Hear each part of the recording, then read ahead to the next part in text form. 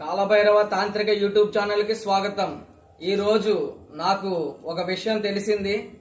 నా వీడియోస్ వేరే వాళ్ళు ఫోన్ నెంబర్లు పెట్టి వేరే వీడియోస్ కింద నా వీడియోస్ కింద ఫోన్లు మాట్లాడి ఎదటోల్ని ట్రాప్ చేస్తున్నారని చెప్పి తెలిసింది.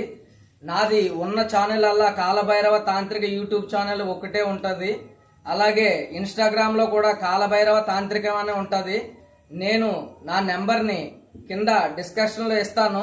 మీరు ఎటువంటి వీడియోస్ని చూసి ఆ నెంబర్లను చూసి మోసపోకండి.